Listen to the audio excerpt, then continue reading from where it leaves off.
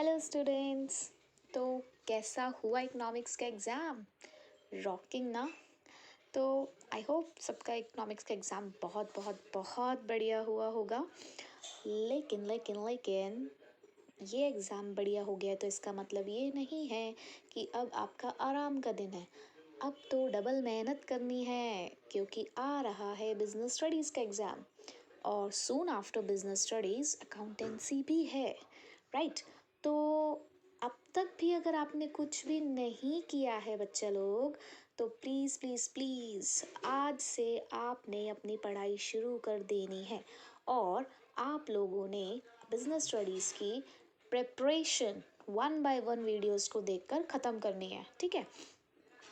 जो current videos चल रही हैं डे वाइज उसे देखते रहिए और अगर पीछे कोई वीडियो आपकी छूट गई है तो उसको भी आप अपना एक स्केड्यूल बनाकर निकालिए, देखिए, लर्न करिए, कॉन्सेप्ट्स को समझिए, लर्न करिए और क्वेश्चंस की प्रैक्टिस करनी है, ठीक है? अब हमारे लिए काम बहुत है जो हमें करना है, बस कुछ ही दिन बाकी है, उसके बाद मौज ही मौज है, मौज है उसके बाद बस थोड़ी सी मेहनत और। अब तक इतनी मेहनत करिए तो थोड़ी सी मेहनत हमें और करनी है, ठीक है? तो आज डे 12 में हमें करना है चैप्टर नंबर 11 मार्केटिंग मैनेजमेंट। बस हम 3 ही चैप्टर दूर हैं अपने कोर्स कंप्लीशन के लिए।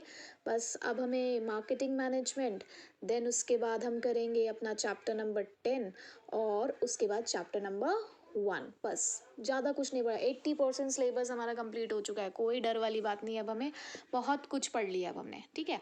तो बहुत ईजी चैप्टर है मार्केटिंग, बस देखने बच्चों को बहुत बड़ा लगता है लेकिन है कुछ नहीं, ठीक है? तो स्टार्ट करते हैं मीनिंग ऑफ मार्केट।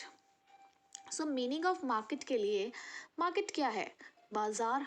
बाजार मीन्स एक ऐसी जगह जहाँ पर बायर्स और सेलर आपस में इंटरेक्ट करते हैं। अब देखो, हम बाज़ार में जाते हैं तो हम एज अ बायर जाते हैं बाज़ार में, वहाँ हमें दुकानदार मिलते हैं यानी कि वो सेलर हैं। हम क्यों गए हैं बाज़ार में? कुछ ना कुछ खरीदने के लिए। जो दुकानदार है वो क्यों बैठे हैं किसी बाज़ार में? क्योंकि उन्हें कोई सामान बेचना है, राइट? तो मार्केट एक ऐसी जगह है। अब देखो, जगह को यहाँ पर थोड़ा वाइडर कंसेप्ट में बोला गया है। जगह, जगह का मतलब हमेशा एक फिजिकल लोकेशन नहीं होता, ये आपका ऑनलाइन प्लेटफॉर्म भी हो सकता है। तो आप इन दोनों ही चीज़ों को आप लेकर चलिएगा साथ में। मतलब अगर आपने प्लेस लिख दिया तो आप सेफ हो कि हाँ ठीक है, प्लेस का मतलब यही नहीं होता कि सिर्फ हमारा ऑफलाइन मोड है, ऑनलाइन मोड भी हो सकता है, ठीक है? तो मार्केट एक ऐसी जगह है जहाँ पर बायर और सेलर दोनों आपस में मिलते हैं। क्यों? क्योंकि उनको कुछ ट्रांजेक्शन करनी है, बातचीत थोड़ी ना करने के लिए बैठे हैं, कुछ ट्रांजेक्शन है। क्या है ट्रांजेक्शन? कि या तो गुड्स को एक्सचेंज करना है या सर्विसेज, ठीक है? सो मार्केट क्या हो गया? मार्केट एक ऐसी जगह हो गई जहाँ पर बायर और सेलर्स आपस में मिलते हैं क्योंकि उन्हें एक ट्रांजेक्शन करनी है। किस चीज़ की ट्रांजेक्शन करनी है? Exchange of goods and services.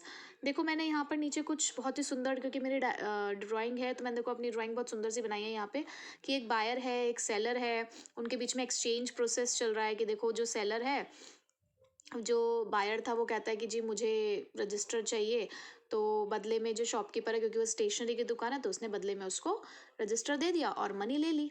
ऐसे ही नीचे देखो, एक डॉक्टर ने अपना क्लिनिक खोल के बैठा हुआ है, एक पेशेंट आता है, वो कहता है जी मैं बीमार हूँ, मुझे ट्रीटमेंट चाहिए, तो उसने कहा ठीक है जी हम आपको ट्रीटमेंट दे देते हैं, और बदले में वो अपनी फ़ी चार्ज करता है।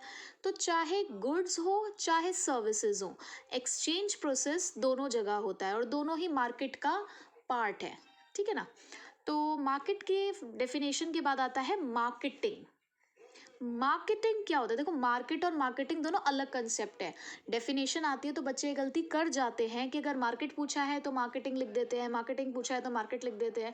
तो आपको बहुत ध्यान से क्वेश्चन को पढ़ना है और उसके अकॉर्डिंग आप आंसर दो। मतलब बहुत जल्दबाजी नहीं करनी है, थोड़ा देखो कि क्वेश्चन क्या पूछा जा रहा है। आते हुए क्वेश्चन आप लोग गलत करके आते हो, इसे ही बोलते हैं सिली मिस्टेक्स, ठीक है?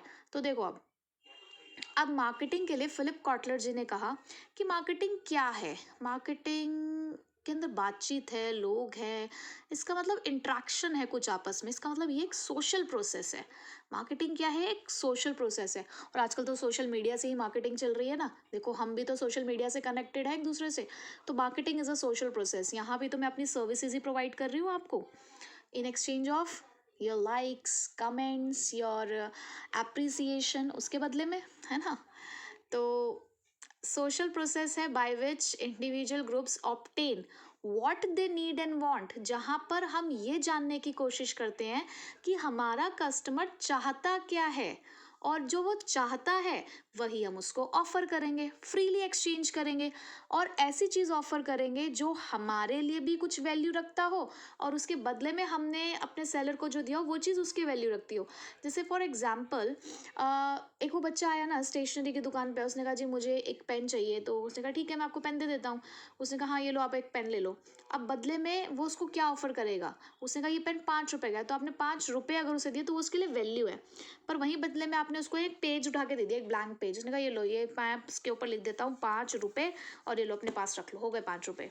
तो क्या वो उसके लिए वैल्यू है? क्या रिटर्न में दिया तो सही उसने कुछ, लेकिन क्या वो वैल्यू रखता है उस चीज़ के लिए? नहीं। तो आपको रिटर्न में कुछ ऐसी चीज़ देनी है, यानी कि एक्सचेंज प्रोसेस में ऐसी दोनों चीज़ें चलती हैं दोनों तरफ से जो कुछ वैल्यू जनरेट करती हो सामने वाले के लिए, ठीक है। सो मार्केटिंग की डेफिनेशन क्लियर। मार्केट क्या था? एक ऐसी प्लेस जहाँ पर बायर एंड सेलर एक ट्रांजेक्शन में आते हैं ताकि गुड्स और सर्विसेज का एक्सचेंज हो सके। मार्केटिंग वो प्रोसेस है, एक सोशल प्रोसेस है जहाँ पर हम ये जानने की कोशिश करते हैं कि हमारे कस्टमर की नीड एंड वांट क्या है, वो क्या चाहते हैं, उन्हें वो ऑफर करेंगे और एक्सचेंज करेंगे उन चीज़ों का जो एक दूसरे के लिए वैल्यू रखता हो। अब मार्केटिंग के कैरेक्टरिस्टिक्स क्या हैं, फीचर्स क्या हैं? For that need customer for create exchange. We need our customer for creating exchange. हमें अपने कस्टमर की ज़रूरत होती है ना एक्सचेंज को क्रिएट करने के लिए। बिना कस्टमर के लिए एक्सचेंज कैसे होगा? तो देखो मैंने इसका जो एक्रोनिम बनाया है वो बनाया ही ऐसा है कि फीचर आपको एक्रोनिम में याद हो गया, need customer for creating exchange, NCCE। तो N हो गया नीड एंड वांट, C हो गया कस्टमर वैल्यू, C हो गया क्रिएटिंग अ मार्केटिंग ऑफर, और एक्सचेंज मैकेनिज्म। तो उसके जो मैंने पहले वर्ड्स हैं वही यूज़ कर लिए हैं। यहाँ तक क्लियर हो चुका होगा सबको। तो नीड एंड वांट क्या होता है? देखो पहले तो ना आपको नीड और वांट इन दोनों में डिफरेंस पता होना चाहिए। नीड का मतलब क्या है? अब जैसे कि मुझे बहुत तेज़ भूख लगी है, ठीक है, मैं काम वाम करके आई अपना, और उसके बाद मैंने कहा कि यार मुझे ना बहुत बहुत बहुत तेज़ भूख लगी है एंड आई नीड फूड। तो उस टाइम पे अगर मेरे सामने कोई एक ऐसी चीज़ भी रख दी गई ना जो मुझे पसंद नहीं है खाने में, मैं तो भी उसको खा लूँगी, क्योंकि उस टाइम पे वो खाना ना मेरे लिए मेरी बेसिक नेसेसिटी बन चुका है, मेरी ज़रूरत बन चुका है, ठीक है। और वहीं पर ऐसा नहीं है कि मैं ये नहीं कहूँगी कि मेरे को भूख नहीं लगी, बट ऐसे वाली भूख नहीं लगी है, या कुछ खाने का मन कर रहा है तो हम किसी रेस्टोरेंट में जाते हैं, हमने देखा कि मुझे डोसा खाना है, पिज़्ज़ा खाना है, दाल मखनी खानी है, तो यानी कि यहाँ पर हम स्पेसिफिक हो गए हैं। हमने प्रीवियसली कहा कि आई नीड फूड, अब फूड में मैंने कुछ कहा नहीं कि क्या फूड, लेकिन दूसरे केस में मैंने कहा कि I am hungry but I want dosa, I want pizza, I want dal makhani. तो इन दैट केस ये मेरी वॉन्ट है, ये मेरी चाहत है, ज़रूरत और चाहत में फ़र्क होता है, ठीक है। तो नीड का मतलब क्या हुआ कि जहाँ पर आप अपनी बेसिक नेसेसिटी की बात कर रहे हो, और वांट का मतलब क्या होगा जहाँ आप कुछ स्पेसिफिक हो गए हो, ठीक है, कि अगर आपको वो चीज़ नहीं मिली तो आप उस चीज़ को छोड़ भी सकते हो। अगर हम गए, उन्होंने कहा पिज़्ज़ा नहीं है हमारे पास, तो ठीक है आप उठ के चले गए, नहीं हमें खाना तो पिज़्ज़ा ही था। लेकिन अगर आपकी नीड फूड थी तो उसने अगर कुछ भी आपके सामने ला के रखा जो खाने की चीज़ है तो आपने उसको खा लिया, ठीक है, उस टाइम पे आपको जो भी अवेलेबल हुआ वहाँ पे आपने उस चीज़ को खा लिया है। तो पहले तो यही देखो कि मार्केट में कस्टमर की नीड क्या है और वांट क्या है। तो जो मार्केटिंग प्रोसेस है उनका मेन फोकस ये होता है कि हमें कस्टमर सेटिस्फाई करना है, कस्टमर की नीड और वांट सेटिस्फाई करनी है। तो नीड क्या है? The state of feel deprivation. Deprivation मतलब जब बेचैनी सी होने लगती है ना कि यार ये चीज़ चाहिए, आपको जब तक वो चीज़ मिल नहीं जाती तो आपको एक बेचैनी सी रहती है। और वांट क्या है?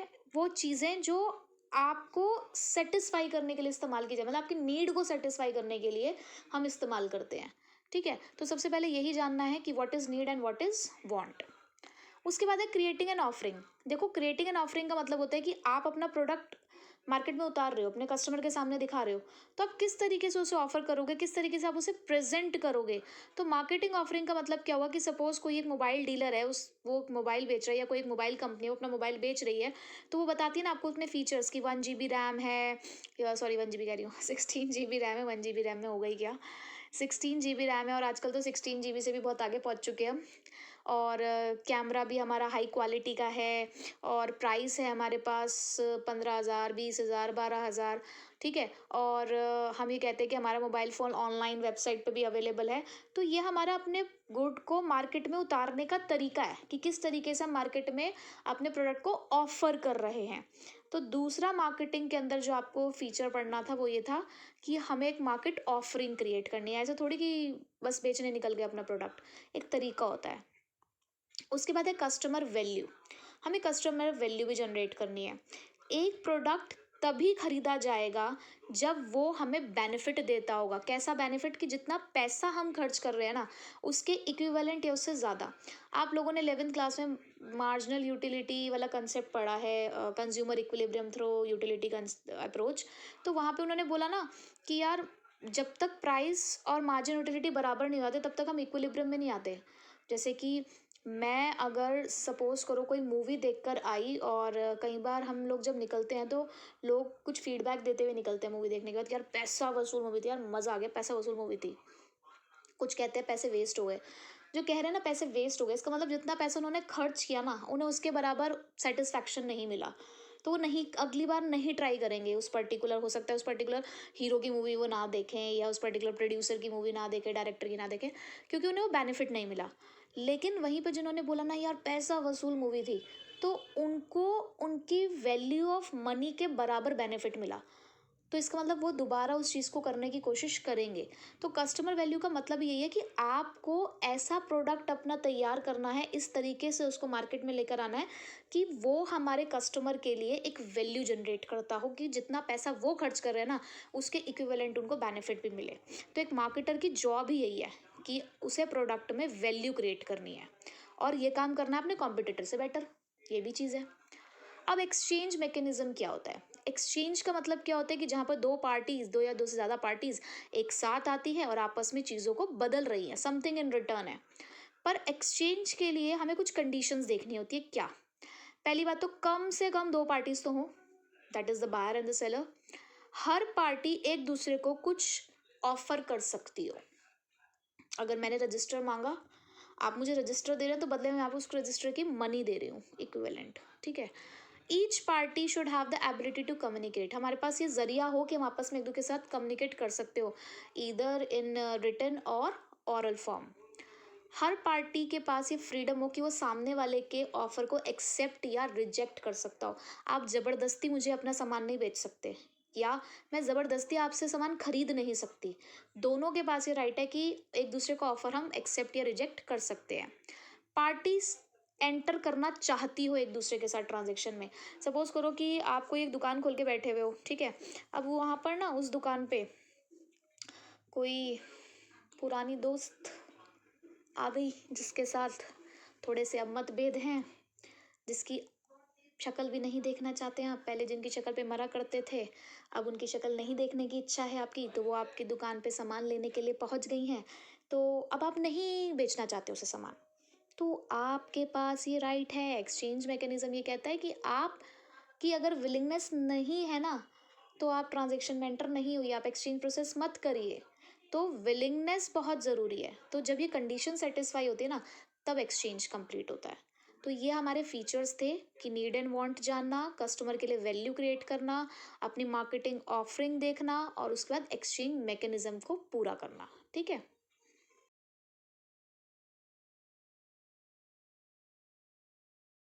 हमारा नेक्स्ट टॉपिक है फंक्शंस ऑफ मार्केटिंग।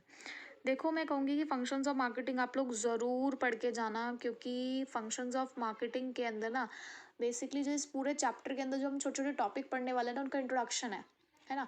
अब जो उन टॉपिक को मैं वहाँ पर अलग से पढ़ाऊँगी तो मैं दोबारा आपको डेफिनेशन नहीं पढ़ाऊँगी, तो आप यहीं पे उन डेफिनेशंस को क्लियर करके चलिएगा। और फंक्शंस ऑफ मार्केटिंग का क्वेश्चन वैसे भी इंपॉर्टेंट है क्योंकि इसमें ना स्पेसिफिकली भी पूछ लेते हैं। 12 पॉइंट है लगभग इसमें आपके पास, तो कोई भी एक पर्टिकुलर पॉइंट भी आपसे पूछा जा सकता है। तो आप ऐसे मत करना कि स्टार्टिंग के 6 कर लिए या बीच में से कोई सा भी कर लिया। आपको इसको स्पेसिफिकली लर्न करना है, ठीक है, कि कोई सा ही पूछा जाए तो आप उसको लिख सकते हो। तो फंक्शंस ऑफ मार्केटिंग के लिए यहाँ पर मैंने बनाया है 5P है यहाँ पर। 5P GST BMSC, 5P GST BMSC, ये हमारे 12 फंक्शंस हैं इसके अंदर। तो मैंने स्टार्टिंग के ही इनिशियल्स ही लिए हैं, तो आपको ढूंढने में आसानी रहेगी। आप आराम से देख लोगे कि पी का मतलब, एक पी का मतलब क्या है, प्रमोशन है, एक पी प्रोडक्ट है, जी मतलब आपका ग्रेडिंग है, ठीक है, टी मतलब आपका ट्रांसपोर्टेशन है, तो आपको ढूंढने में कोई दिक्कत आएगी नहीं। तो देखिए ज़रा, सबसे पहला है हमारे पास gathering and analysing the market information. Gathering and analysing यानी कि इकट्ठा करना है और उसको एनालाइज करना है। तो सबसे पहले मार्केटर का फंक्शन ये है कि उसे जिस भी मार्केट में एंटर करना है, पहले उसकी जानकारी लेनी है। ऐसे ही आप किसी भी मार्केट में एंटर नहीं कर जाओगे, पहले आप वहाँ की पूरी जानकारी लोगे कि वह मार्केट की सिचुएशन क्या है, आपके कॉम्पिटिटर्स क्या कौन कौन हैं, कैसे वहाँ पर कस्टमर्स अप्रोच किए जा सकते हैं, क्या बेचा जा सकता है। बहुत सारी ऐसी चीज़ें हैं जो आपको वहाँ पर पहले एनालाइज करनी होगी। तो पहला काम ही यही है कि इन्फॉर्मेशन कलेक्ट करना है। इसके लिए हमें एक एनालिसिस करनी होती है जिसे बोलते हैं स्वॉट analysis. Strength, weakness, opportunities and threats. आपको ये 4 चीज़ों पर वर्क करना है। आपको अपने स्ट्रेंथ देखनी है कि उस मार्केट में आपकी क्या स्ट्रेंथ हो सकती है, आपके लिए थ्रेट्स क्या होंगे, आपकी वीकनेसेस क्या क्या होंगी, और आपके सामने अपॉर्चुनिटीज़ क्या हैं। तो आपको इन पे वर्क करना है, आपको इनको एनालाइज करना है, तभी आप अपने एज अ मार्केटर आप उस मार्केट में सक्सेसफुल हो सकते हो। तो पहला काम ही यही है कि गैदर करना है और एनालाइज करना है मार्केट इन्फॉर्मेशन को। देन करनी है आपको मार्केट प्लानिंग। अगर आप ऑलरेडी किसी मार्केट में एंटर्ड हो, तो आपको प्लानिंग क्या करनी है कि सपोज़ आपने सोचा कि यार मुझे ना अगले आने वाले 3 साल के अंदर अंदर अपने मार्केट शेयर को 20% बढ़ा लेना है। अभी हम 60% पे 20 और बढ़ा के 80 तक पहुंचना है। तो आपको एक पूरी प्लानिंग करनी पड़ेगी, क्योंकि देखो बिना प्लानिंग के तो गोल्स अचीव होते नहीं है। एक तरीके से आपने यहाँ पे क्या किया, ऑब्जेक्टिव सेट किया है ना। ऑब्जेक्टिव सेट किया है तो अब आपने उसके लिए प्लान किया। तो आप कैसे सोच रहे हो कि ये काम हो सकता है। आपने कहा कि हम प्रोडक्शन का लेवल बढ़ा देंगे, ज़्यादा से ज़्यादा प्रमोशन करेंगे, कॉस्ट प्रोडक्शन को कंट्रोल करेंगे। तो इस तरीके से आपको अपनी एक मार्केट प्लानिंग बनानी कि अपने गोल्स को उस मार्केट में हम कैसे अचीव करेंगे। देखो बेटा, एक चीज़ और ध्यान रखना, आपको कभी अगर एग्जाम्पल की लैंग्वेज लिखनी नहीं आ रही है, तो जैसे मैंने देखो एग्जाम्पल अपने डायग्राम में ही एक्सप्लेन कर दिया। इस तरीके से ड्राइंग्स बनाकर ही हमने अपने एग्जाम्पल्स को एक्सप्लेन कर दिया। और एक तो इससे इंप्रेशन भी अच्छा पड़ता है, ज़्यादा लिखना भी नहीं पड़ रहा, आपको याद भी नहीं करना पड़ रहा, और आपने कंसेप्ट भी समझा दिया। तो इस तरीके से आप, मैं तो कहूँगी 6 नंबर के क्वेश्चन जितने भी होंगे ना आपके, उसमें आप ये काम करना। फ्लो चार्ट्स बनाना, डायग्राम्स बनाना। आपने अगर कभी टॉपर्स की शीट देखी हो ना, नेट पे सब कुछ अवेलेबल होता है, आप टॉपर्स की शीट देखिए, वो करते हैं ये सब काम। कंटेंट के साथ साथ वो प्रेजेंटेशन पे भी पूरा फोकस करते हैं, तभी जाके तो बच्चों के नंबर आते हैं पूरे। तो थोड़ा किया करो इन सब चीज़ों को प्रैक्टिस में भी। उसके बाद है प्रोडक्ट डिज़ाइनिंग एंड डेवलपमेंट। यहाँ पर मैंने वैसे मोस्टली सभी में ही इस तरीके के ही ड्राइंग्स करी है, क्योंकि ड्राइंग तो मेरी अच्छी है ही शुरू से खैर। So product designing and development क्या है। देखो डिज़ाइन ना किसी भी प्रोडक्ट को अट्रैक्टिव बनाता है। कई बार हम सामान उसके डिज़ाइन को देखकर ही खरीद लेते हैं। जैसे कि एक, जैसे मैंने एग्जांपल लिखा है कि कोई एक बच्चा है या बॉय है, वो बाइक खरीदने के लिए आया। तो जनरली हम क्या करेंगे, बाइक खरीदते हैं तो ठीक है, माइलेज वाइलेज तो हमें सब देखनी है। एट द सेम टाइम हम उसका शेप, उसका स्टाइल, ये सब भी देखते हैं ना। बहुत सी चीज़ कई बार हम ऐसे खरीद लेते हैं कि यार ठीक है, एक इस वाले पॉइंट पे हम कॉम्प्रोमाइज़ कर लेंगे, लेकिन लुक बढ़िया होना चाहिए। तो यहाँ पर जो डिज़ाइन है ना, वो भी बहुत मायने रखता है। और डिज़ाइन आपकी मार्केट में कॉम्पिटिटिव एज भी क्रिएट करता है, कॉम्पिटिटिव पोजीशन में भी लाकर आपको खड़ा करता है कि आपके प्रोडक्ट का डिज़ाइन कस्टमर्स को अट्रैक्ट कर रहा है। उसके बाद आता है स्टैंडर्डाइजेशन एंड ग्रेडिंग। स्टैंडर्डाइजेशन का मतलब होता है, देखो हम पढ़ चुके हैं टेलर की टेक्निक के अंदर, स्टैंडर्डाइजेशन वही चीज़ है कि ना हर एक चीज़ को बनाने का एक प्री डिटरमाइंड स्टैंडर्ड होता है, जिससे हम कंपेयर करते हैं एक्चुअल प्रोडक्ट को। तो स्टैंडर्डाइजेशन का मतलब यही है कि जहाँ पर हम गुड्स को प्रोड्यूस कर रहे हैं, पहले से बताई गई स्पेसिफिकेशन के अकॉर्डिंग हमने प्रोडक्ट तैयार किया, हमने उसकी क्वालिटी स्पेसिफिकेशंस आपको दे दी कि कलर स्कीम ये होनी चाहिए, इतनी क्वालिटी का होना चाहिए, कॉस्ट इतनी आनी चाहिए, लुक ऐसा होना चाहिए। तो हर एक चीज़ हमने प्री डिटरमाइंड करी हुई है। तो उससे क्या होगा कि जब एक्चुअल प्रोडक्ट बनेगा ना, तो कंपैरिजन कर पाएंगे और ये पता चलेगा कि कौन से डिफेक्टिव प्रोडक्ट्स हैं। तो स्टैंडर्डाइजेशन करना भी एक मार्केटर का काम है। Plus grading. ग्रेडिंग क्या है कि प्रोडक्ट को ना अलग अलग बांट देना डिफरेंट ग्रुप्स में, उनकी कैरेक्टरिस्टिक्स के बेसिस पे, क्वालिटी के बेसिस पे, तो ग्रेडिंग जो होती है वो पर्टिकुलर क्वालिटी को बताती है कि ये पर्टिकुलर क्वालिटी का आप इसकी हाई प्राइस चार्ज कर सकते हो। तो देखो मैंने दोनों का एग्जांपल लिखा है। स्टैंडर्डाइजेशन का मतलब है, सपोज करो कि हमारे पास डेयरी मिल्क की बहुत सारी चॉकलेट्स रखी हुई है, कौन से वाली, 150 ग्राम, जिसकी एमआरपी 160 है। एक दुकान में एक दुकानदार के पास उसके फ्रिज में रखी हुई है। तो जितने भी वो 150 ग्राम्स की, क्योंकि सेम उसकी है चॉकलेट्स, वो सेम क्वालिटी की होंगी, यानी कि ये स्टैंडर्डाइजेशन है कि सेम क्वालिटी की है, सारी स्पेसिफिकेशन क्लियर करके आया है ये। ग्रेडिंग वहीं पे 50 ग्राम की रखी हुई है, 100 ग्राम की रखी हुई है, 150 ग्राम की रखी हुई है, अलग अलग डिवाइड करके रखी हुई है, और उनकी प्राइसेस भी अलग अलग होंगी। अगर 150 ग्राम वाली है तो उन सभी 150 ग्राम वाली के प्राइस एक है, लेकिन अगर 50, 100, 150 ऐसी रखी हुई है तो उन सबके प्राइस अलग अलग हैं। क्यों? क्योंकि हमने उनको साइज के बेसिस पर ग्रेड कर रखा है, तो इसे बोलते हैं ग्रेडिंग। ठीक है, तो अब डिफरेंस क्लियर हो गया होगा स्टैंडर्डाइजेशन और ग्रेडिंग क्या होता है। उसके बाद आता है पैकेजिंग एंड लेबलिंग। पैकेजिंग का मतलब होता है designing the package of your product, अपने प्रोडक्ट का पैकेज डिजाइन करना। कई बार कुछ चीज़ें ऐसी होती हैं उनके पैकेट इतने अट्रैक्टिव होते हैं ना, उसे देख के भी हम खरीद देते हैं। जैसे एक छोटा सा बच्चा है, उनको ना ये कलर्स और ये अट्रैक्टिव पैकेट्स वगैरह होते हैं ना, बहुत अट्रैक्ट करते हैं। तो कई बार क्या होता है कि कोई चीज़ ऐसी है जो उनके मतलब की नहीं, लेकिन उनको ना उस कलर्स वगैरह, वो पैकेट इतना सुंदर सा लग रहा है कि वो फैल जाते हैं कि नहीं जी हमें यही चाहिए, ये चाहिए, ये चाहिए। ऐसे हम लोग भी करते हैं। कई बार हम कोई खाने पीने की चीज़ लेने गए या चिप्स वगैरह लेने जाते हैं, तो बहुत सारे ऐसे भी हमें दिख जाते हैं पैकेट जिनका बहुत सुंदर सा पैकेट होता है, भले ही अंदर का जो सामान है वो इतना स्वाद ना हो, टेस्टी ना हो, लेकिन कई बार हम उसके पैकेट को देख के उसको ट्राई करने के बारे में सोच लेते हैं। तो पैकेज ना एक साइलेंट सेल्स पर्सन है बेसिकली, यानी कि बिना कुछ कहे वो प्रमोशन कर रहा है। तो उसको डिज़ाइन करना भी एक मार्केटर का फंक्शन है। फिर लेबलिंग। लेबलिंग का मतलब क्या होता है, लेबल, यानी कि आप अपने प्रोडक्ट के बारे में पूरी इन्फॉर्मेशन। याद है कंज्यूमर प्रोटेक्शन में हमने राइट टू इन्फॉर्मेशन पढ़ा है। तो राइट टू इन्फॉर्मेशन ने क्या बताया था कि हर कंज्यूमर के पास ये राइट है कि जिस प्रोडक्ट को वो खरीदने वाला है उसे उसके रिगार्डिंग सारी इन्फॉर्मेशन प्रोवाइड की जाए। तो इसी वजह से लेबलिंग स्टार्ट हुई। तो लेबलिंग तो प्रोवाइड करना आपके लिए बहुत ज़रूरी है। तो देखो तो देखो यहाँ पर मैंने पैकेज, जैसे कि अंकल चिप्स है, उसके ऊपर आपने देखा होगा चिप्स इम्प्रिंटेड होते हैं, तो ये तो पैकेज हो गया। पर उसी पैकेज के ऊपर ये जो इन्फॉर्मेशन होती है प्रोडक्ट के बारे में, वो उसकी लेबलिंग है। ये दोबारा आएंगे टॉपिक, वहाँ इंट्रोडक्शन नहीं मिलेगा, वहाँ उसके आगे का वर्जन मिलेगा। ठीक है, उसके बाद है ब्रांडिंग। ब्रांडिंग का मतलब क्या होता है, ब्रांडिंग मतलब कि आपका प्रोडक्ट फेमस होगा, जिस नाम से आपके प्रोडक्ट को जाना जाएगा। देखो दो चीज़ें होती है, एक होता है ब्रांड नेम, एक होता है जेनरिक नेम। ब्रांड नेम का मतलब क्या हुआ, मैंने कहा कि मुझे चिप्स पसंद है, और वहीं पे मैं एक दूसरी स्टेटमेंट कह रही हूँ कि मुझे हल्दीराम्स के चिप्स पसंद है। ठीक है, मैंने कहा, पहले एक स्टेटमेंट मैंने दी कि मुझे चिप्स पसंद है, दूसरी स्टेटमेंट मैंने दी कि मुझे हल्दीराम के चिप्स पसंद है। तो ये जो मैंने बोला ना मुझे चिप्स पसंद है, तो ये एक जेनरिक नेम है। और जब मैंने ये बोला कि मुझे हल्दीराम के चिप्स पसंद है, तो वो एक ब्रांड नेम है। यानी कि ब्रांड नेम आपको एक यूनिक आइडेंटिटी दे देता है जो आपको बाकियों से अलग करती है। सो ब्रांड नेम का मतलब, ब्रांड नेम क्या है कि ब्रांड नेम वो चीज़ है, अब जैसे कि हम कहते हैं ना कि बच्चा लोग कीप क्वाइट, जेनरिकली बोल रहे हैं, सबको बोल रहे हैं।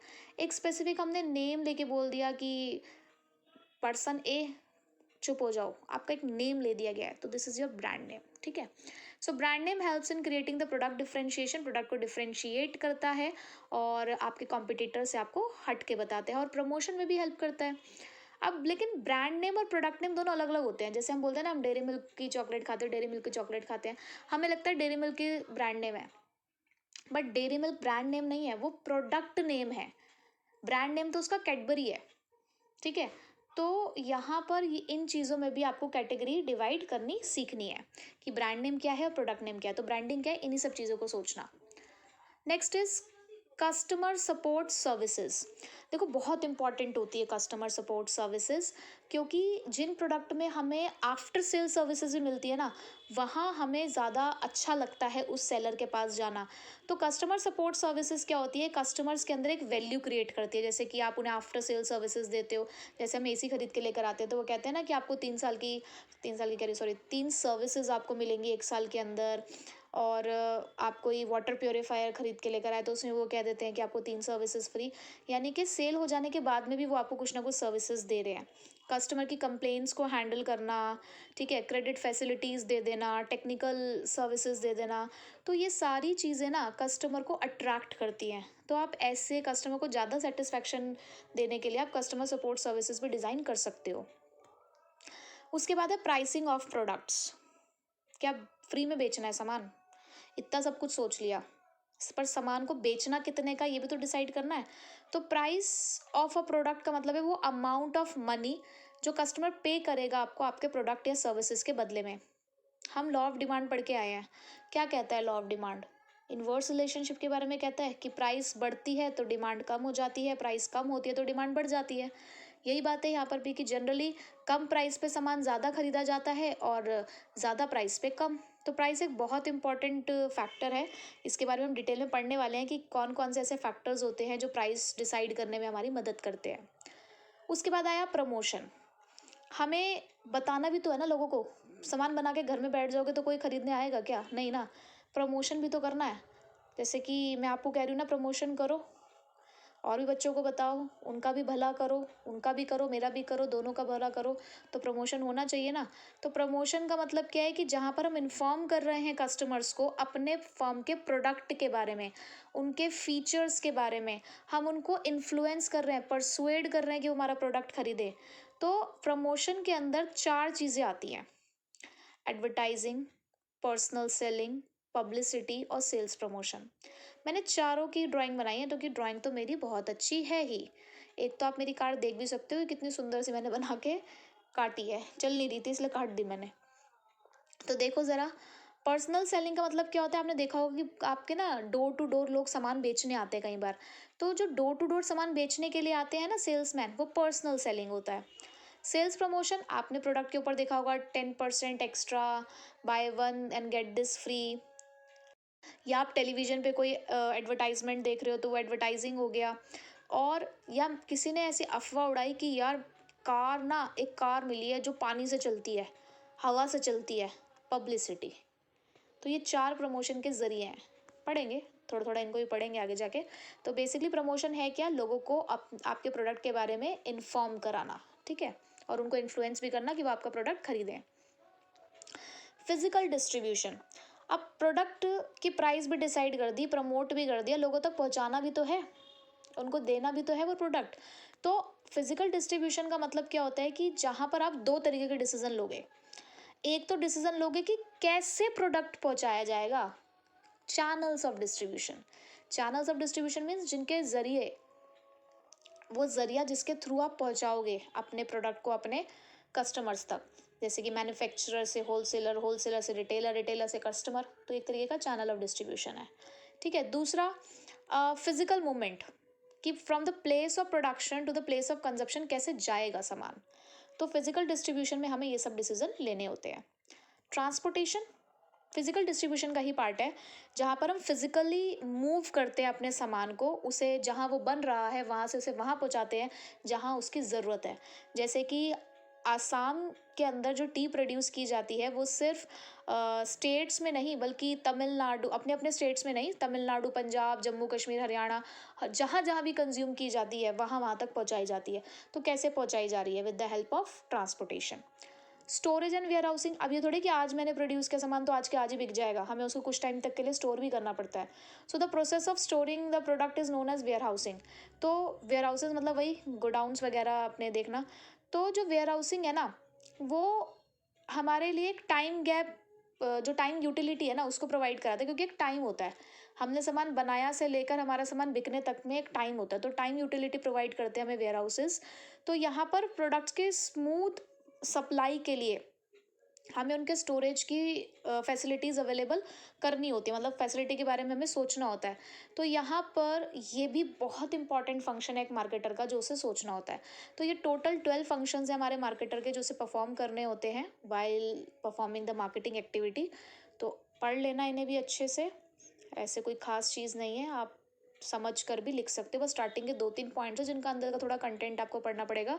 अदरवाइज जो मैंने अभी नीचे से बोलना शुरू किया था, ब्रांडिंग, प्राइसिंग, प्रमोशन, ये तो आप खुद भी लिख सकते हो, ठीक है। अब हमारा नेक्स्ट टॉपिक है मार्केटिंग मैनेजमेंट फिलोसफीज़। हमने मार्केटिंग के बारे में पढ़ लिया कि मार्केटिंग क्या होती है, मार्केटिंग के फंक्शंस क्या हैं। मार्केटिंग के फंक्शंस बोलूँ चाहे मार्केटर के फंक्शंस बोलूँ, मीन्स द सेम थिंग, दोनों सेम ही दोनों के आंसर्स हैं। आप ये मत सोचना कि दोनों अलग अलग क्वेश्चंस हैं, ठीक है। अब है कि हम जो आज की मार्केटिंग को देखते हैं ना, वो यहाँ तक कैसे पहुँची, मतलब क्या क्या इसके पीछे चीज़ें रही हैं जिसने आज मार्केटिंग को इतना बदल दिया है, पहले क्या थी और अब क्या है। तो उसके बीच का एक कंपैरिजन सा दिखेगा आपको कि हाँ, कहाँ से शुरुआत हुई थी और कहाँ तक पहुँच चुकी है।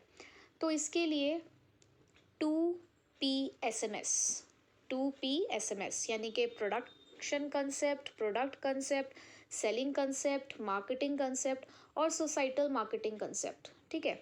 तो सबसे पहले हम स्टार्ट करते हैं प्रोडक्शन कंसेप्ट से। प्रोडक्शन नाम बता रहा है कि क्या काम है इसका। कि पहले के टाइम पे क्या था कि जब अर्लियर इंडस्ट्रियल रेवोल्यूशन चल रहा था, तो उस टाइम पे जो प्रोड्यूसर्स थे वो लिमिटेड हुआ करते थे, ठीक है। ये जब लिमिटेड हुआ करते थे का मतलब क्या है कि सप्लाई कम थी। और पहले होता, आज तो देखो हर एक चीज़ के इतने सारे हमारे पास कंपनीज आ गई हैं, कॉम्पिटिटर्स इतने सारे हैं हर एक चीज़ के। पहले गिने चुने 3-4 शैम्पू या 3-4 साबुन ही आया करते थे, और आज तो हमारे पास बहुत सारी वेराइटीज़ हैं। तो पहले क्या होता था कि जो सप्लायर्स होते थे वो कम होते थे, तो इस वजह से डिमांड हमें ज़्यादा देखने को मिलती थी, जिसकी वजह से क्या होता था कि जो भी कुछ मार्केट में आ रहा था वो तुरंत बिक रहा था, क्योंकि सप्लाई कम थी, डिमांड ज़्यादा थी। तो जैसे ही मार्केट में सप्लाई आती थी वो सेल ऑफ हो जाया करती थी। तो बिजनेस एक्टिविटीज़ का जो फोकस था ना, फिर वो प्रोडक्शन पे था कि हमें क्या करना है, ज़्यादा से ज़्यादा प्रोडक्शन करना है। उन्होंने अपना एक मोटिव सेट कर लिया कि गोल पता है क्या है हमारा, हम प्रॉफिट कैसे मैक्सिमाइज करेंगे, प्रोडक्शन ज़्यादा से ज़्यादा करके लार्ज स्केल पे प्रोड्यूस करेंगे, जिससे हम इकोनॉमीज ऑफ स्केल को एंजॉय करेंगे। अभी इकोनॉमीज ऑफ स्केल क्या है? Economies means benefit of scale. Scale मतलब जब आप अपना काम का पैमाना चेंज करते हो, पैमाना मतलब साइज, कि आप लार्ज स्केल, स्मॉल स्केल, इस तरीके से बोलते हैं इसे। तो जब आप एक स्केल से दूसरे स्केल पे शिफ्ट हो रहे हो, तो उसकी वजह से जो आपको बेनिफिट मिल रहा है, that is economies of scale. तो यहाँ पर इकोनॉमीज ऑफ स्केल क्या है कि जब आप लार्ज स्केल पे प्रोडक्शन करते हो ना, तो आपकी जो कॉस्ट पर यूनिट है वो कम होती चली जाती है। तो जब कॉस्ट कम होगी तो ऑब्वियस सी बात है कि आपका प्रॉफिट मार्जिन इंक्रीज कर जाएगा। तो इकोनॉमीज ऑफ स्केल उनका मेन मोटिव रहा कि हम क्या करेंगे, इकोनॉमीज ऑफ स्केल को एंजॉय करेंगे, कैसे, प्रोडक्शन ज़्यादा से ज़्यादा करके। तो यहाँ पर, और यहाँ पे ना कुछ अजम्पशंस भी थी क्या, वो ये मानते थे कि कंज्यूमर ना उन्हीं प्रोडक्ट्स को फोकस करते हैं जो उनको मार्केट में आराम से मिल जाए और अफोर्डेबल प्राइस पे मिल जाए। तो अवेलेबिलिटी एंड अफोर्डेबिलिटी यहाँ पर की सक्सेस माना गया फर्म के लिए। यानी कि जो पहला हमारा फिलॉसफी था प्रोडक्शन कंसेप्ट, उसने क्या बताया, प्रोडक्शन कंसेप्ट ने हमें कि पहले के टाइम पे इंडस्ट्रियल रिवॉल्यूशन था। आप मेरे साथ देखो, सम अप कर सकते हो उसको। इंडस्ट्रियल रिवॉल्यूशन के टाइम पे डिमांड ज़्यादा थी, सप्लाई कम थी। जो भी मार्केट में आ रहा था वो बिक जा रहा था। तो फोकस शिफ्ट हुआ ऑन प्रोडक्शन ऑफ गुड्स। क्यों? To reap the benefits of economies of scale, ताकि हमें इकोनॉमीज ऑफ स्केल का बेनिफिट मिल सके। और तीसरा, अफोर्डेबिलिटी एंड अवेलेबिलिटी, ये उनके की सक्सेस थे कि अगर हमें कस्टमर को सेटिस्फाई करना है, अगर हमें प्रॉफिट को मैक्सिमाइज करना है, तो हम प्रोवाइड कराएंगे प्रोडक्ट, अवेलेबिलिटी रखेंगे एट एन अफोर्डेबल प्राइस, कि हमारा कंज्यूमर उसको अफोर्ड भी कर पाए। तो ये हमारे प्रोडक्शन कंसेप्ट में हुआ। बट धीरे धीरे चीज़ें बदली, कॉम्पिटिटर्स आने शुरू हुए मार्केट के अंदर। तो अवेलेबिलिटी और अफोर्डेबिलिटी से अब काम नहीं चल रहा था, क्योंकि अब डिमांड के कंपैरिजन में सप्लाई भी बढ़ने लगी थी। और ज़्यादा से ज़्यादा लोग आ जाने की वजह से, यानी कि सेलर्स ज़्यादा से ज़्यादा आ जाने की वजह से, प्रोड्यूसर्स के आ जाने की वजह से मार्केट में वैरायटीज़ आनी शुरू हुई। अब जब वैरायटीज़ आनी शुरू हुई तो हमारा कंज्यूमर चूज़ी हो गया, कि अब वो कहता है कि ठीक है, जो तुम प्रोवाइड करा रहे हो वो भी प्रोवाइड करा रहा है, आपका प्रोडक्ट डिफरेंट कैसे है उससे ये बताओ। यानी कि अब जो हमारा कंज्यूमर है ना, उसका फोकस ये नहीं था कि यार मुझे बस सामान मिल जाए। वो कह रहा है सामान तो मुझे मिल रहा है मार्केट में, सामान की कोई दिक्कत नहीं है। पहले तो ये था कि सामान नहीं मिल पा रहा था, डिमांड ज़्यादा थी। तो हमेशा कंज्यूमर ये देखता था कि यार मुझे सामान मिल जाए। वो कह रहा अब तो सामान मिल रहा है, कोई दिक्कत वाली बात नहीं है ऐसी।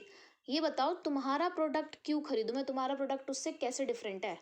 तो यहाँ पर अब कंज्यूमर का फोकस प्रोडक्ट के ऊपर आया, प्रोडक्ट की क्वालिटी पे। तो हमारी मार्केटिंग फिलॉसफी भी बदल गई।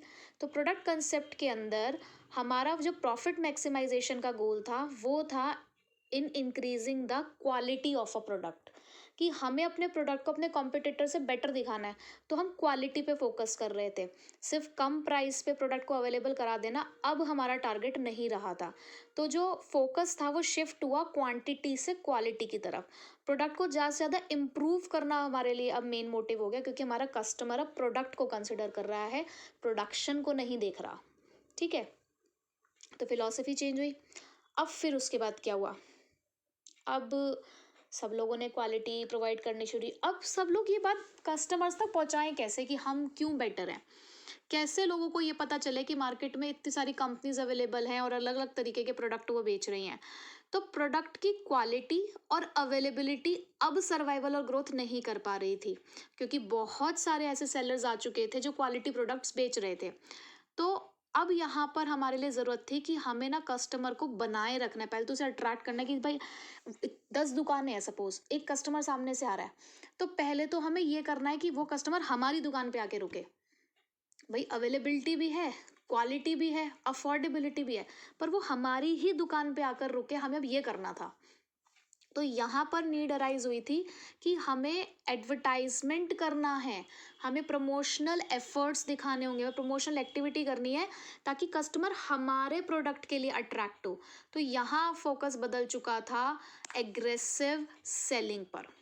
तो यहाँ पर प्रॉफिट मैक्सिमाइजेशन कैसे किया जा रहा था, सेल्स मैक्सिमाइजेशन से, ज़्यादा से ज़्यादा वॉल्यूम ऑफ प्रोडक्शन से, यानी कि ज़्यादा से ज़्यादा हम उसको वॉल्यूम ऑफ सेल से, मतलब ज़्यादा से ज़्यादा हम उसको बेच सकें।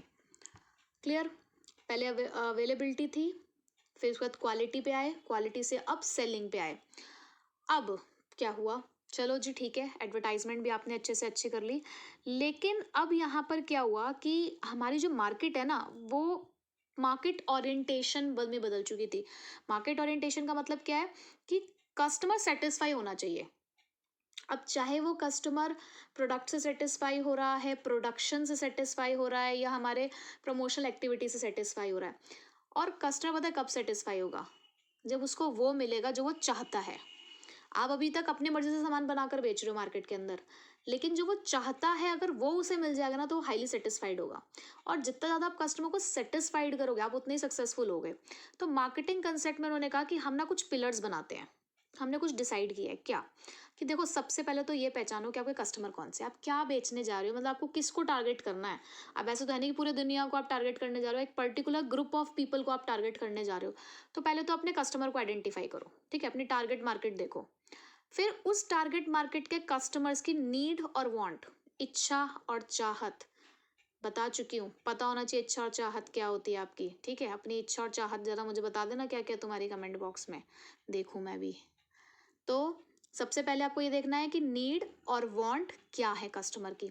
फिर अपने प्रोडक्ट और सर्विसेज, अपने प्रोडक्ट और सर्विसेज आपको नीड और वांट मतलब ज़रूरत और इच्छा या चाहत, वो मैंने एक ही वर्ड रिपीट कर दिया, आई एम सो सॉरी, गलती हो गई। नीड मतलब हमारी ज़रूरत, वांट मतलब हमारी एक पर्टिकुलर स्पेसिफिक डिमांड किसी चीज़ के लिए। ठीक है, तो आपने नीड और वांट आइडेंटिफाई किया, उसी के अकॉर्डिंग प्रोडक्ट को आपने बनाया, सर्विसेज को आपने बनाया, ताकि आप कस्टमर को सेटिस्फाई कर सको बेटर देन द कंपिटिटर्स, क्योंकि हो सकता है काम वो भी यही कर रहा हो, आपको उससे बेटर सेटिस्फाई करना है। और देखो कोई आप सोशल सर्विस नहीं कर रहे हो, यहाँ पे आप बिजनेस कर रहे हो, तो doing all this eight profit, और ये सब कुछ हमें प्रॉफिट पे करना है। क्या करना है मार्केटिंग कंसेप्ट के अंदर, सबसे पहले आइडेंटिफाई करना है कौन से कस्टमर को आपने टारगेट करना है, क्या टारगेट मार्केट है आपकी, उनकी नीड और वांट आइडेंटिफाई करनी है, उसके अकॉर्डिंग प्रोडक्ट बनाना है। उसके बाद आपको अपने कस्टमर को सेटिस्फाई भी करना है कॉम्पिटिटर से बेटर, और ये सब कुछ प्रॉफिट पे करना है। तो मार्केटिंग कॉन्सेप्ट में जो फोकस था वो कस्टमर सेटिस्फैक्शन पे था। सोसाइटल मार्केटिंग कंसेप्ट जो है वो बिल्कुल मार्केटिंग कंसेप्ट जैसा ही है, उसका एक्सटेंशन है, बस इसमें सोसाइटी को भी इंक्लूड कर लिया गया, यानी कि हमें सोसाइटी का वेलफेयर भी देखना है। यानी कि कस्टमर सेटिस्फेक्शन तो है ही, साथ में अपने सोशल, एथिकल और इकोलॉजिकल एस्पेक्ट्स भी देखने, मतलब किसी के साथ गलत भी नहीं करना है, इन्वायरमेंट डिग्रेड भी नहीं करना है। तो इन सब चीज़ों को ध्यान में रखते हुए मार्केटिंग करनी है। तो वो एक एक्सटेंशन वर्जन है हमारा मार्केटिंग कंसेप्ट का ही। ठीक है, तो इस तरीके से हमारी मार्केटिंग प्रोडक्शन से शुरू होकर सोसाइटल मार्केटिंग कंसेप्ट तक पहुंची। अब इसी का ही बिल्कुल एक डिफरेंस पार्ट है जिसमें आप बहुत अच्छे से इसको समराइज कर सकते हो। तो स्टार्टिंग पॉइंट प्रोडक्शन में हम फैक्ट्री में ही हैं, प्रोडक्शन फैक्ट्री के अंदर ही होता है, सेलिंग तक हम फैक्ट्री के अंदर ही हैं। मार्केटिंग कंसेप्ट में क्योंकि हमने मार्केट को फोकस करना शुरू किया तो मार्केट पे आए। सोसाइटल में हम मार्केट और सोसाइटी दोनों को देखते हैं। मेन फोकस प्रोडक्शन में देखो क्वांटिटी पे फोकस था, प्रोडक्ट में क्वालिटी पे आया, सेलिंग में प्रोडक्ट जो है ना हमारे पास उसी को ही हमें बढ़ाना था आगे, उसी की सेल्स करनी है, तो एग्जिस्टिंग प्रोडक्ट पे ही फोकस है। मार्केटिंग में हम कस्टमर की नीड को देखते हैं। सोसाइटल में हम कस्टमर की नीड और सोसाइटी की वेलबींग दोनों को देखा जाता है। मीन्स यानी कि क्या आपने इसके अंदर सोचा, क्या आपके ऑब्जेक्टिव्स थे इसके अंदर। तो प्रोडक्शन के अंदर तो अवेलेबिलिटी और अफोर्डेबिलिटी, प्रोडक्ट कंसेप्ट के अंदर प्रोडक्ट का इम्प्रूवमेंट, सेलिंग कंसेप्ट के अंदर सेलिंग करना, प्रमोशन करना ज़्यादा से ज़्यादा। मार्केटिंग के अंदर इंटीग्रेटेड मार्केटिंग है हमारी, जिसमें हमने पिलर्स डिसाइड किए अपने 5, सेम यही सोसाइटल में भी रहे। एंड्स कहाँ जाके आप इस पे सेटिस्फेक्शन देख रहे हो, कहाँ जाके आप अपने प्रॉफिट को मैक्सिमाइज पा रहे हो यहाँ पे। तो प्रोडक्शन में तो हम ऐसे सोचते हैं कि वॉल्यूम ऑफ प्रोडक्शन से हम प्रॉफिट मैक्सिमाइज कर लेंगे। प्रोडक्ट में हम प्रोडक्ट की क्वालिटी से करेंगे इस काम को, सेलिंग में सेल्स वॉल्यूम से करेंगे, मार्केटिंग में कस्टमर को सेटिस्फाई करके करेंगे, और सोसाइटल में इस कस्टमर को सेटिस्फाई प्लस सोशल वेलफेयर इन दोनों को साथ लेकर चलेंगे। तो ये हमारी मार्केटिंग फिलॉसफीज थी कि मार्केटिंग कहाँ से शुरू होकर कहाँ तक पहुँचा है आज। ठीक है, अब आते हैं मार्केटिंग मिक्स पे। मार्केटिंग मिक्स क्या है? मार्केटिंग मिक्स को हम ये कहते हैं कि मार्केटिंग मिक्स ना मार्केटिंग के वो टूल्स हैं जो एक फर्म इस्तेमाल करती है अपने मार्केटिंग ऑब्जेक्टिव्स को पूरा करने के लिए। भाई हमारी एक टारगेट मार्केट है, उस टारगेट मार्केट में हमें अपने ऑब्जेक्टिव्स जो हमने सोचे हुए हैं हमें वो पूरे करने हैं। तो उनको पूरा करने के लिए कुछ तो होगा ना हमारे पास, तो वो जो हथियार है ना हमारे, वही हथियार ही हमारे मार्केटिंग मिक्स है। तो आपको यहाँ पे सिर्फ 4 हथियारों के बारे में पढ़ना है फिलहाल मार्केटिंग मिक्स के, जिसे हम 4 P's के नाम से जानते हैं यहाँ पर। तो 4 P's क्या है हमारे? Product mix, price mix, place mix और promotion mix. One by one हमें इन्हें डिटेल में पढ़ना है। ठीक है, तो अभी हम स्टार्ट करने जा रहे हैं। पहले तो इनको इंट्रोडक्शन ही देखते हैं कि चारों का मतलब क्या है, हालांकि मैं बता चुकी हूँ। और फिर उसके बाद हम प्रोडक्ट मिक्स से स्टार्ट करेंगे। तो प्रोडक्ट का मतलब क्या होता है? वो गुड्स और सर्विसेज या कोई भी ऐसी चीज़ जो मार्केट में ऑफर की जा रही है एक्सचेंज पर्पज़ के लिए। प्राइस वो पैसा है जो एक कस्टमर पे करता है इन रिटर्न ऑफ प्रोडक्ट और सर्विसेज। फिजिकल डिस्ट्रीब्यूशन वो सारी एक्टिविटीज़ जहाँ पर हम प्रोडक्ट को अवेलेबल कराएंगे अपने कस्टमर तक। प्रमोशन वो सारी एक्टिविटीज़ जिससे हम कम्युनिकेशन करेंगे अपने कस्टमर के साथ, उन्हें इन्फ्लुएंस करेंगे कि वो हमारा सामान खरीद लें। तो वन बाय वन हमें इन चारों को पढ़ना है डिटेल में। तो अभी हम स्टार्ट करते हैं फिलहाल प्रोडक्ट मिक्स से। प्रोडक्ट मिक्स में आपको 3 चीज़ें पढ़नी है: branding, packaging and labelling. Branding का मीनिंग क्लियर होगा आप सबको कि ब्रांडिंग का मतलब क्या होता है कि किसी भी प्रोडक्ट को एक स्पेसिफिक नेम दे देना, या वो कोई साइन भी हो सकता है, कोई सिंबल भी हो सकता है, उसे ही हम ब्रांडिंग कहते हैं। आप मुझे कमेंट बॉक्स में बताएंगे कि what is the difference between generic और ब्रांड नेम। कोई भी एक एग्जांपल देके आप मुझे दोनों का एक डिफरेंस बताओगे कि हाँ ये चीज़ जेनरिक नेम होती है और ये चीज़ ब्रांड नेम होती है। ठीक है, ज़रूर बताना है। तो अब कौन कौन से टर्म्स यूज़ किए जाते हैं ब्रांडिंग के अंदर? सबसे पहले तो ब्रांड। ब्रांड क्या है? ब्रांड एक तरीके का ब्रांड एक तरीके से क्या है, वो नेम है, वो टर्म है, कोई साइन है, कोई सिंबल है जो आपके गुड्स और सर्विसेज की आइडेंटिटी का काम करती है। जैसे कि हम बोलते हैं बाटा, लाइफ बॉय, डनलॉप। तो ये क्या है? एक नेम हो गया। ठीक है, ये कोई एक टर्म भी हो सकती है, किस तरीके का कोई सिंबल भी हो सकता है। ब्रांड नेम क्या होता है? ब्रांड नेम ब्रांड का वो पार्ट है which is spoken, which is utterable, जिसको आप बोल सकते हो। ठीक है, जिसको आप अपनी ज़ुबान से बोल सकते हैं, तो उसे हम ब्रांड नेम कहते हैं। जैसे ब्रांड नेम कहते हैं जैसे कि एशियन पेंट, सफोला, मैगी, ये हम बोल पा रहे हैं ना, तो this is brand name. Brand mark क्या होता है? ब्रांड का वो part which can be recognise, जिसको आप पहचान तो सकते हो but which is not utterable, लेकिन आप उसे बोल नहीं सकते। जैसे कि ओनिडा जब आया करता था तो उसका डेविल, योगशिमा ऑफ LIC आपने देखा होगा, 2 हाथ ऐसे, 2 हाथ हथेली जो होती है वो दिखती है उसके अंदर। तो ये आपके ब्रांड मार्क है।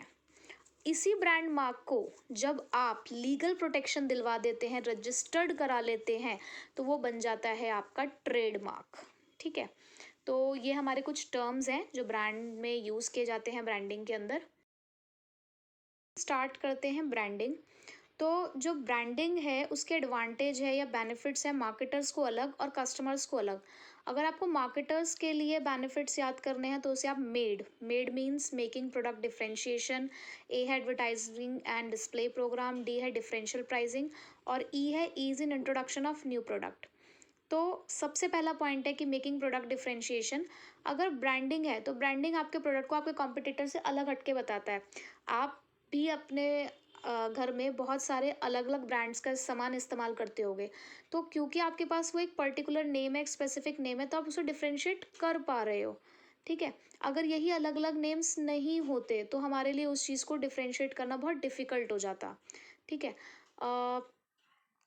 आप लोग मुझे ज़रूर बताएंगे, मैंने अभी ऊपर ही आपसे पूछा था कि जेनरिक और ब्रांड नेम में क्या डिफरेंस है। आप मुझे उसका एक एग्जांपल ज़रूर कमेंट बॉक्स में बताएंगे। ठीक है। अब एडवर्टाइजिंग एंड डिस्प्ले प्रोग्राम में कैसे हेल्प करता है ये देखो। आप किसी दुकान पे जाते हो तो आपने देखा होगा कि बहुत सारे प्रोडक्ट ऐसे होते हैं जिनके ना बड़े बड़े रैक्स रखे हुए होते हैं। रैक्स में वो सामान रखा होता है और उसके ऊपर वो प्रिंटेड होता है उसका नाम, और अलग से कॉर्नर भी प्रोवाइडेड होता है, यानी कि आपने डिस्प्ले कर लिया आराम से, एक पर्टिकुलर ब्रांड को आपने एक अलग कॉर्नर दे दिया है अपने शॉप के अंदर। तो उससे क्या होता है कि बिना कुछ कहे भी एडवर्टाइजिंग चल रही है। तो कैसे है जी कि ब्रांड अपने आप में ही अपने आप को एडवर्टाइज कर रहा है। तो इस तरीके से एडवर्टाइजमेंट हो पा रही है एक मार्केटर के लिए। तीसरा, डिफरेंशियल प्राइसिंग। हर कोई अपने अपने ब्रांड के अकॉर्डिंग अपने प्रोडक्ट की प्राइस चार्ज कर रहा है। जो जितना पॉपुलर है मार्केट में वो उसी हिसाब से अपने प्रोडक्ट की प्राइस को डिसाइड कर पा रहा है। तो अलग अलग ब्रांड की अलग अलग प्राइस होती है। Fourth is ease in introduction of new product. अब यहाँ पर क्या है कि अगर आपको कोई नया प्रोडक्ट इंट्रोड्यूस करना हो और आपका ब्रांड ना ऑलरेडी फेमस हो चुका है, तो आप उसके अंदर दूसरे प्रोडक्ट्स अपने आप ऐड करते चले जाते हो। आपको कोई नया ब्रांड नेम सोचने की ज़रूरत नहीं है। जैसे कि फूड स्पेशलिटी लिमिटेड, उनका एक फेमस ब्रांड है मैगी, मैगी नूडल्स। तो अब इन्होंने पहले तो सिर्फ ये नूडल्स में डील करते थे, बट इनके सूप भी आते हैं और इनके मसाले भी आने शुरू हो गए हैं, टमाटो केचप्स भी आती हैं। तो यानी कि इनको एक अलग से हटके कुछ और सोचने की ज़रूरत नहीं पड़ी। एक इन्होंने ब्रांड अपना फेमस कर लिया या प्रोडक्ट फेमस कर लिया, अब उसी के अंदर नई नई चीज़ें ऐड होती चली जा रही हैं। तो अगर कभी कोई नया प्रोडक्ट ऐड करना हो तो वो आसान हो जाता है। फिर है कस्टमर्स को क्या एडवांटेज है। कस्टमर को भी पहले एडवांटेज यही है कि वो प्रोडक्ट को आइडेंटिफाई कर रहा है। जो ब्रांडिंग है वो मदद कर रहा है कस्टमर की कि वो अपने प्रोडक्ट को आइडेंटिफाई कर सकता है। सपोज करो कि कोई पर्टिकुलर कस्टमर किसी एक ब्रांड से सेटिस्फाइड है, तो अगर उस ब्रांड के दूसरे प्रोडक्ट्स भी आते होंगे ना तो वो उसको भी ट्राई करेगा। और क्योंकि एक एश्योरेंस बन चुका है उसके माइंड में उस पर्टिकुलर ब्रांड के लिए, तो हर टाइम जब वो उस ब्रांड को खरीदने जाता होगा ना तो वो इंस्पेक्शन नहीं करता होगा, मतलब कुछ सोचता नहीं होगा, जाता होगा और चुपचाप खरीद के ले आता होगा। Ensures quality.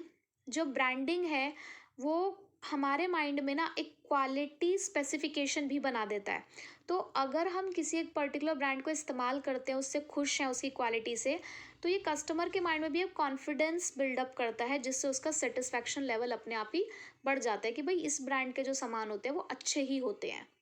तीसरा, स्टेटस सिंबल। बहुत सारे ऐसे प्रोडक्ट हैं जिनको हम अपने स्टेटस के लिए खरीदते हैं, जहाँ पर हमें अपने प्रेस्टीज के लिए उसको खरीदा जाता है। जैसे कि आईफोन हो गया है ना, मर्सिडीज़ है, बीएमडब्ल्यू है, ये लोग अपने प्रेस्टीज और स्टेटस को मेंटेन करने के लिए लेते हैं। तो एडवांटेज टू कस्टमर के लिए आपको आईक्यूज़ याद रखने हैं। आई मतलब आप समझ गए होंगे, आइडेंटिफिकेशन ऑफ प्रोडक्ट। क्यू हो गया आपका क्वालिटी इंश्योर करता है, और एस हो गया आपका स्टेटस सिंबल। ठीक है। मार्केटर के लिए मेड और कस्टमर्स के लिए आईक्यूज़। अब characteristics of good brand name क्या है, एक अच्छा ब्रांड नेम कैसा होना चाहिए, उसके लिए मैंने बनाया है SRVP सेड। SRVP सेड, तो मैंने जो अंडरलाइन करे हैं उन्हीं के इनिशियल्स मैंने इसमें लिए हैं। तो एक ब्रांड नेम ऐसा होना चाहिए जिसको हर कोई प्रोनाउंस कर सकता हो आसानी से। फरारो रोशर, इसकी अगर कोई स्पेलिंग अगर मैं सामने लिख दूँ तो बहुत कम ही लोग होंगे जिसको क्लियरली प्रोनाउंस कर सकते होंगे। ठीक है। तो आपका ब्रांड नेम ऐसा हो जो एक तो ध्यान रहे, हमें माइंड में फिट रहे हमारे, एक बार हमने सुन लिया तो मुझे भूले ना, और इजी टू प्रोनाउंस हो। उसके बाद एक ब्रांड नेम ना अपने प्रोडक्ट की क्वालिटीज़ बताता हो, जैसे कि जिसको हम फेयर एंड लवली बोला करते थे, आज उसे ग्लो एंड लवली बोलते हैं।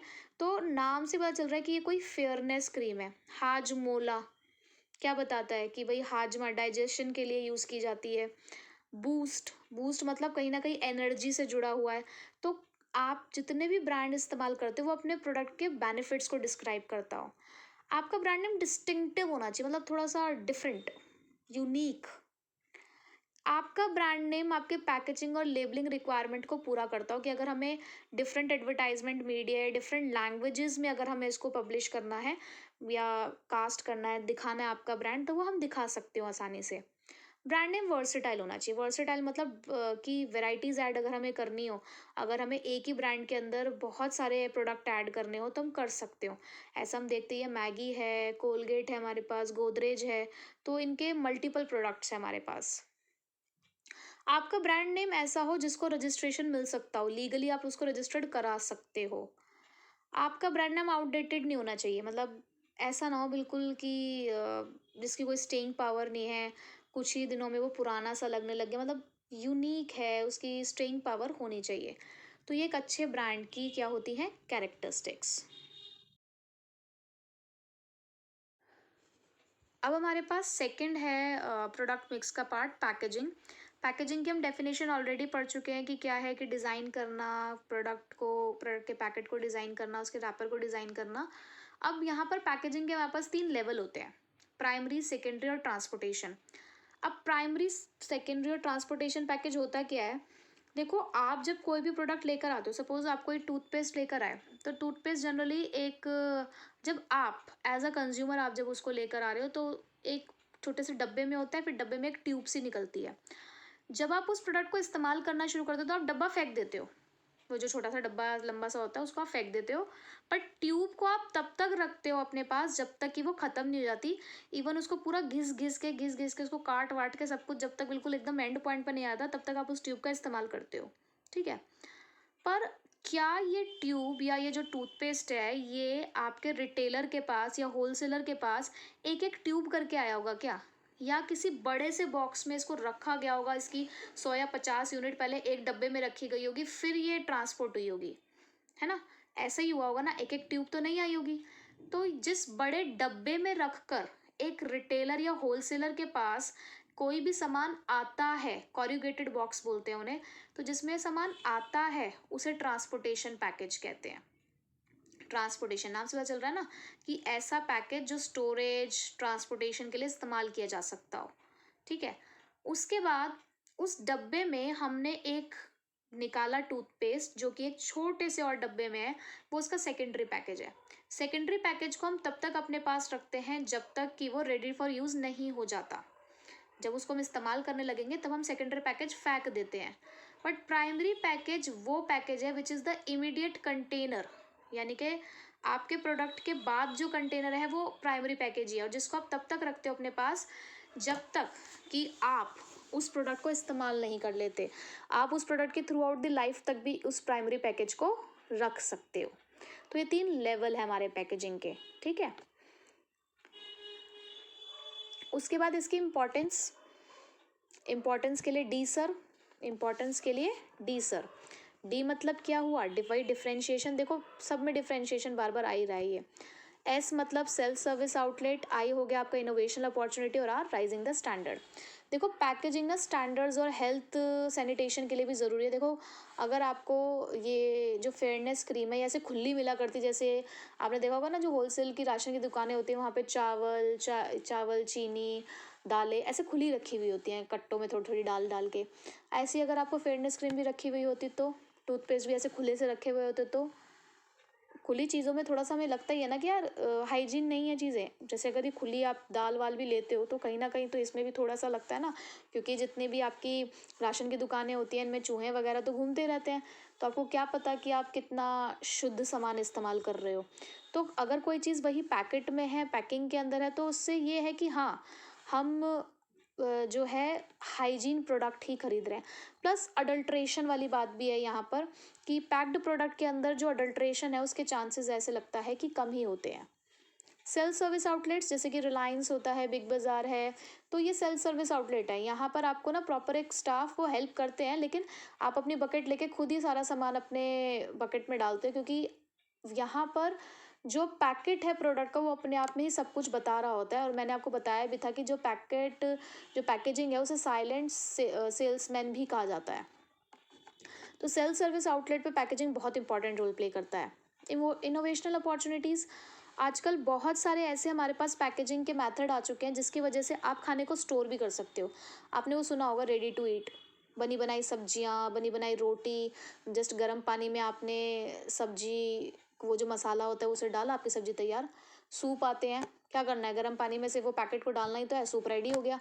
तो ये कैसे पॉसिबल हो पाया है? उस पैकेज की वजह से ही तो इनोवेशनल अपॉर्चुनिटी आई हमारे पास कि हमने पैकेट ऐसे डिज़ाइन करने हमने शुरू कर दिए कि ये सब काम भी किया जा सकता है।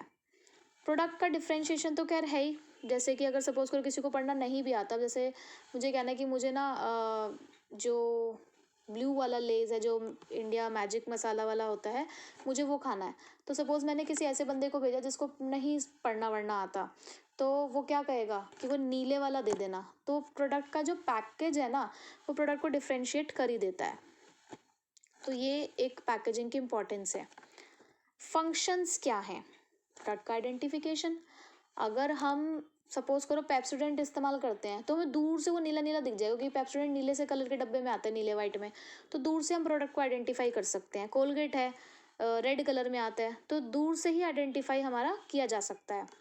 प्रोडक्ट की प्रोटेक्शन तो खैर है ही, आप अपने प्रोडक्ट को ब्रेकेज, लीकेज वगैरह से, क्लाइमेट्स वगैरह से, इन सब से बचा रहे हो। Facilitating the use of product, आजकल प्रोडक्ट की पैकेजिंग ऐसे होने लगी है कि हम उसको बहुत आसानी से इस्तेमाल कर सकते हैं। अब जैसे कि किसी भी टूथपेस्ट का ट्यूब में आना, फेयरनेस क्रीम का ट्यूब में आना, ताकि हम आराम से ओपन कर सकें, उसको हैंडल कर सकें, तो प्रोडक्ट के यूसेज में भी पैकेजिंग मदद करता है। प्रोडक्ट का प्रमोशन, मैंने कितनी बार बता दी ये बात कि पैकेज जो होता है वो साइलेंट सेल्समैन की तरह काम करता है। तो एक प्रोडक्ट का पैकेट ही अपने आप में ही प्रमोशन का काम कर रहा है। कई बार क्या होता है कि लोग ना, कहीं देखा उन्होंने कि कोई एक पर्टिकुलर सेलिब्रिटी किसी एक प्रोडक्ट को एंडोर्स कर रहा है या फेवर करता है, तो जो भी उसके फैंस वगैरह होंगे ना, वो भी वही प्रोडक्ट इस्तेमाल करना शुरू कर देंगे। या कई बार क्या होता है कि किसी प्रोडक्ट के ऊपर कोई फोटोग्राफ बनी हुई है, कोई कलर स्कीम है, तो वो भी किसी लोगों को अट्रैक्ट करती है और लोग क्या करते हैं, उस प्रोडक्ट को खरीद के ले जाते हैं। तो प्रोडक्ट का प्रमोशन भी है। तो फंक्शंस क्या है इसके? प्रोडक्ट का आइडेंटिफाई करना, प्रोडक्ट का प्रोटेक्शन करना, प्रोडक्ट का यूज़ करने में आसानी हो जाती है, और प्रोडक्ट की प्रमोशन।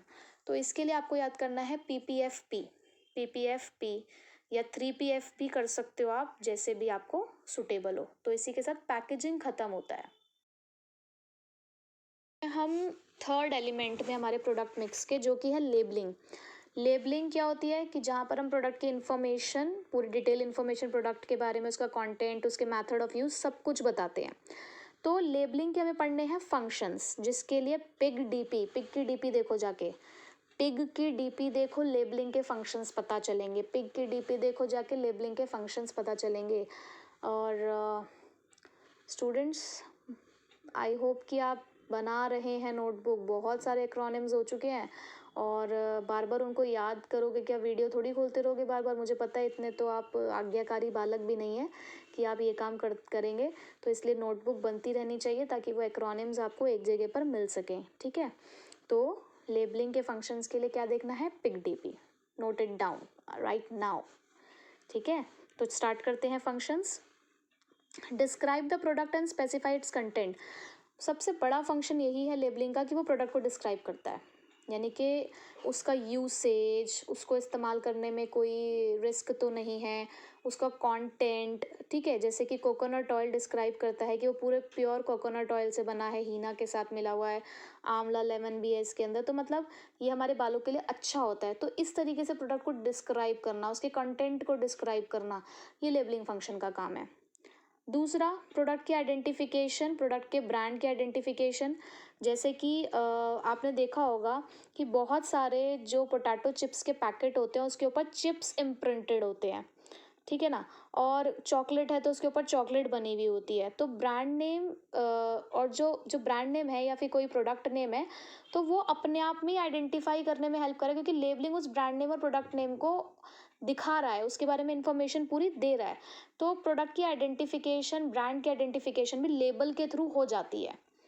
फिर है ग्रेडिंग ऑफ प्रोडक्ट। एक अनदर फंक्शन है ये ग्रेडिंग, यानी कि यहाँ पर जैसे कि बहुत सारे अलग अलग तरीके की, जैसे रेड लेबल है उसके बहुत अलग अलग फ्लेवर्स आते हैं कि रेड लेबल है, येलो लेबल है, ग्रीन लेबल है। तो लेबलिंग ही तो बता रहा है ना कि आपने अलग अलग ग्रेडिंग कर रखी है। लेबलिंग ने तो अपने ऊपर अपने आपको यहाँ पे इंफॉर्मेशन प्रोवाइड करी कि ये वाले पर्टिकुलर कैटेगरी की टी है। तो ग्रेडिंग करने में भी जो लेबलिंग है वो मदद करता है। प्रमोशन करने में बहुत सारी आपकी टैगलाइन, जैसे टैगलाइंस होती हैं तो वो लेबलिंग का ही तो पार्ट होता है जो टैगलाइन लिखी जाती हैं। तो लेबलिंग जो है ना वो प्रोडक्ट के प्रमोशन में मदद कर रहा है। जैसे कि यहाँ पर जो मैंने एग्जांपल लिखा है वो वही हेयर ऑयल का ही लिखा है कि एक हेयर ऑयल कहता है बालों में दम, लाइफ में फन। तो ये जो टैगलाइंस हैं जो अट्रैक्ट करती हैं कस्टमर्स को, तो ये लेबलिंग का ही हमारा पार्ट मानी जाती हैं। उसके अलावा जैसे कि आप कहते हो कि 15 रुपीज़ ऑफ वगैरह, तो ये सब इन्फॉर्मेशन भी हमारे लेबल का पार्ट है। उसके बाद है providing information required by the law.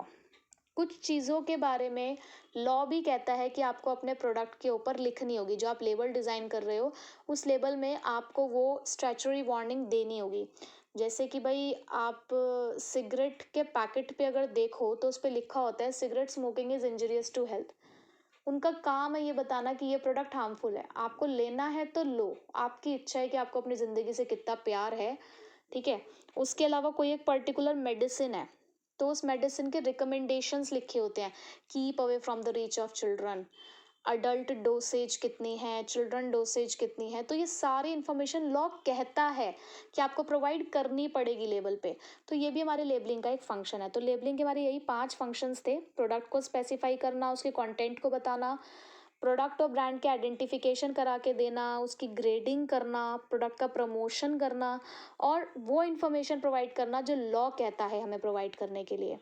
तो यहाँ तक हमारा प्रोडक्ट मिक्स ख़त्म होता है, ठीक है। अभी हमें प्राइस मिक्स, प्लेस मिक्स और प्रमोशन मिक्स पढ़ना है, यानी कि 3 पीस हमारे अभी भी बाकी हैं।